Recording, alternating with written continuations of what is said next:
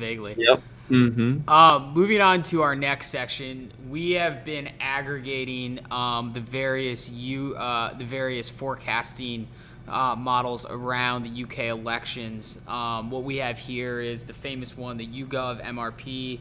Our friends over at Lean Tossup have their own projection, and a few others from PSA Expert, Electoral Calculus, and Express Odds Checker. They all, at least down the line, predict anywhere from 324 to 359 seats for the Tories. And basically the Tories pulling it out. We'll have this posted up on the website for tomorrow, so everyone can kind of take a look at it. But this is kind of our aggregation, our, I guess, model of models, so to speak. And it's pretty clear. It lines up with the polling. I mean, if you want to be anyone, the Tories are going to win this, and it's not going to be.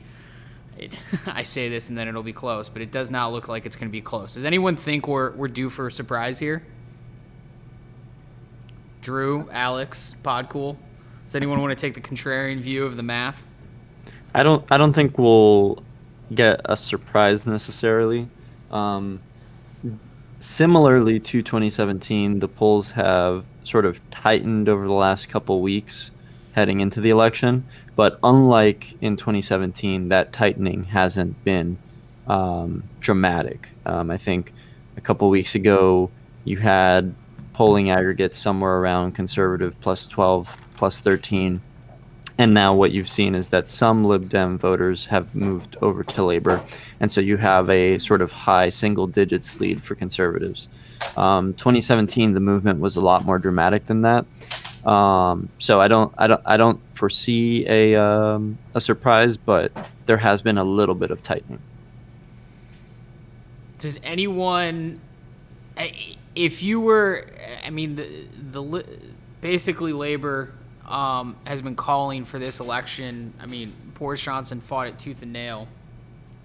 Obviously, from our last segment, we had the polling. When it was first looked at in August, everyone was pretty close, but the separation has shown up in the polling, shown up in the models. I mean, I think I'm pretty surprised. I was expecting a much closer vote, like original Brexit in 16, or the referendum in 17, and I think everyone else was. I think that's what the pushback was. I mean, Boris Johnson, when he got into this, did not want to vote because I think he was afraid what was going to happen. But if you're a Leave person, you thought you were pretty nervous walking into it. Now you're not, and I think that's the most interesting part about some of this stuff is how much it's diverged and it's become not a close thing, and the models are all reflecting that.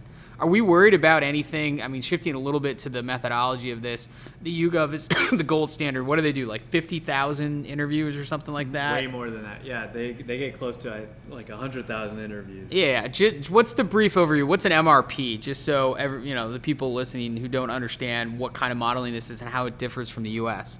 Yeah, so with the U.S. generally, if we just make a comparison to congressional polling, we often will talk about the generic congressional ballot. And for example, in the U.S. context, that is pretty informative and it gets us part of the way there for trying to understand an election. However, it doesn't perfectly correlate perfectly with within congressional district results. And so in the UK, it's even more complicated because there are quite a number of more political parties. And so what the MRP does is it surveys an average of about 100 people per, I think 115, I need to double check that number, but on average about 115 people per constituency. And now with 115 people, that's not necessarily enough to be able to make an accurate statement about the state of the polling within a particular constituency.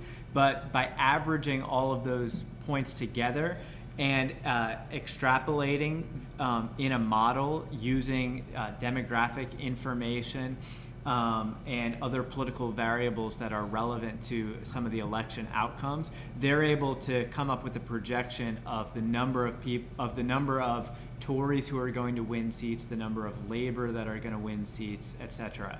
And so it is the quote-unquote gold standard because it was the only major forecast that predicted a hung parliament in the 2017 race. So a lot of people are paying special attention to the MRP model this time around.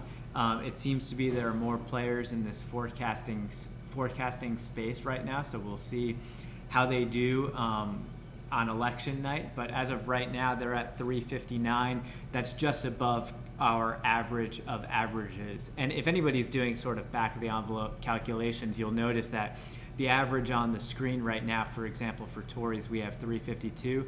That's not a perfect average of the forecast that you see on your screen, only because we are also including additional forecasts in that average. We just wanted to show you what a handful of the observations looked like. Any closing thoughts, at least on how this modeling works? And, you know, I mean, we could do our favorite game, like who do you want to be right now? But I think it's pretty obvious, with the exception of Alex, who, you know, definitely thinks that after Bevin lost, Mitch McConnell's going to lose. Therefore, he probably thinks Corbyn's going to win. You keep saying that. I mean, you said it first. I actually did not. Yeah, I mean, we all think it's Boris Johnson, right? Yes. Yeah, absolutely. I mean, one of the things too that you can tell what people are talking about are the seats that are in play. Just doing some research for this, there are seats that have been held by Labor since, the 20s and 30s, going back almost 100 years, that are in play. It's sort of like a wave election in the U.S. where, it may be a question of how far it goes. Does it get silly where you're going to these districts situated, or in this case, constituencies that, just were never on the board before? So it's interesting you bring that up, because the range, so of our, model of models, of the projected seats, YouGov is projecting 359, whereas PSA Expert, who I don't know. That's essentially an association of political scientists. They Yeah. survey UK experts. Yeah. And they take an average of those expert guesses. And that was So it's a bunch of academics who are lowballing it. Correct. Yeah. And it's very low compared to I mean, that's essentially a hung parliament, right? 324. Correct. 324 is hung parliament, and then we got our friends over at Lean Toss Up really leaning into the Tory win with 366 projections. I don't know. I mean, that was the other interesting thing. Have we looked at that? Like, when these models, what's the after action on these models? Is YouGov usually over or under? Like, what's the seat margin? We should probably have that. Seat margin. Go ahead. The final seat margin. I think in 2017 they overestimated conservatives by, I think, only like 4 or so seats. Okay, so only overestimated by 4. They were the closest. Everyone pretty much overestimated conservatives. I think they were the closest at only being off by like 4 seats or so. Gotcha. Yeah. Yeah. What would we qualify as a wave? 380 and above? I don't know. That would be something interesting to.